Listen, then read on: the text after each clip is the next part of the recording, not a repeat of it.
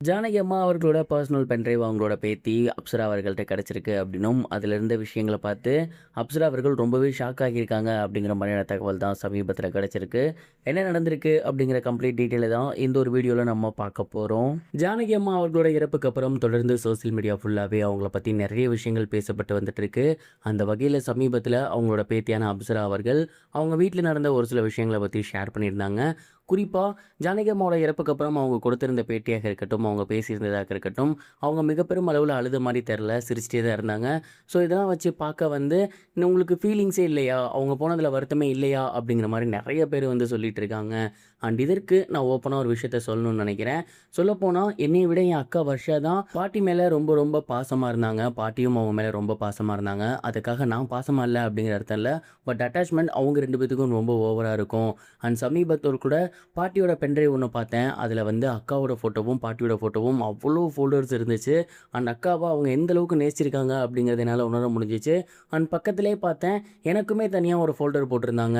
அதில் நான் சின்ன வயசுலேருந்து இப்போ வரைக்கும் இருக்க எல்லா ஃபோட்டோஸுமே இருந்துச்சு. அந்த அளவுக்கு பாட்டி வந்து என்னை நேசிச்சிருக்காங்க. அவங்க இதெல்லாம் பண்ணி வைக்கணும் அப்படிங்கிற அவசியமே கிடையாது. பட் அவங்க எனக்காக பண்ணியிருந்தாங்க. அப்படிப்பட்ட பாட்டி மேலே எப்படி எனக்கு பாசம் இல்லாமல் இருக்கும்?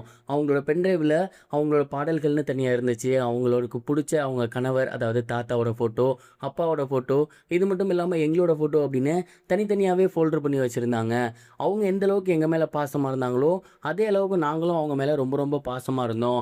அதற்காக அவங்க இறந்துட்டாங்கன்னா அழுதுகிட்டே மட்டும்தான் பேசணும் அப்படின்னு அவசியம் இல்லை. எங்களை பொறுத்தவரை பாட்டி இப்போ நிம்மதியாக ஓய்வு எடுக்க போயிருக்காங்க. அது எங்களுக்கு சந்தோஷம் தான் அப்படிங்கிற மாதிரி சொல்லியிருந்தாங்க. அந்த தயவு செஞ்சு ஒருத்தவங்களோட ஃபேஸை வச்சு அவங்க சந்தோஷமாக இருக்காங்களா சேடாக இருக்காங்களான்னு முடிவு பண்ணாதீங்கன்னு ஒரு ரெக்வெஸ்ட்டும் வச்சுருந்தாங்க. ஜானகி அம்மாவோட பேத்தி அப்சரா அவர்களோட இந்த ஒரு ரெக்வெஸ்ட் இப்போ சோசியல் மீடியாவில் வைரலாக போய்கிட்டு இருக்கு. இது ஒரு புறம் இருக்க, இயக்குனர் ஜேசன் சஞ்சய் அவர்கள் ரீசெண்டாக அல்ஃபோன்ஸ் புத்திரன் பற்றி ஒரு சில விஷயங்கள் ஷேர் பண்ணியிருந்தாரு. குறிப்பாக அவர் என்ன சொல்லியிருந்தார் அப்படின்னா, அண்ட் ஒரு 5 to 6 இயர்ஸ் பேக் இருக்கும், அல்ஃபோன்ஸ் புத்திரன் சார் ஒரு முறை வீட்டுக்கு வந்திருந்தார். அண்ட் அந்த டைம் பார்த்தீங்கன்னா நான் வந்து ஸ்கூல் தான் படிச்சுட்டு இருந்தேன். அவர் அப்பா கிட்ட ஒரு சில விஷயங்கள் பேசியிருந்தார். குறிப்பாக நான் சஞ்சய்க்குன்னு ஒரு கதை வச்சுருக்கேன், அண்ட் இந்த கதையில் சஞ்சய் நடித்தா ரொம்பவே நல்லா இருக்கும் அப்படின்னு பேசியிருந்தார். அப்பா ரொம்ப சிம்பிளாக சொல்லிட்டாரு, அவன்கிட்ட கேட்டுக்கங்க அப்படின்னு.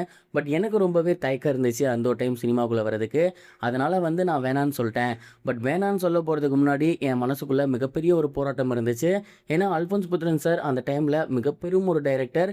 அவர் கூட படம் பண்ணணுன்னு எவ்வளோ பேர் ஏங்கிட்டு இருந்தாங்க. பட் நம்ம நோ சொல்கிறோம் அப்படின்னா அது ரொம்ப தப்பு. ஸோ சார்கிட்ட என்னை விட பெட்டர் ஹீரோ கிடைப்பாங்க சார் அப்படிங்கிற மாதிரி சொல்லி தான் நான் சொல்லியிருந்தேன். பட் என்ன மனசில் நினச்சி அவர் ஒரு கதை எழுதியிருக்காரு அப்படிங்கிறது எனக்கு உண்மையிலேயே ஹாப்பியாக இருக்குது அப்படிங்கிற மாதிரி சொல்லியிருந்தாரு. அது இப்போ சோசியல் மீடியாவில் ரொம்பவே வைரலாக போய்கிட்டு இருக்கு. இது வரைக்கும் கனெக்டிங் டிவிக்கு சப்ஸ்கிரைப் பண்ணனா மறக்காமல் சப்ஸ்கிரைப் பண்ணிக்கங்க. உடனடி அப்டேட்ஸ் பெறுவதற்கு நோட்டிஃபிகேஷன் பெல்லையும் கிளிக் பண்ணிக்கங்க.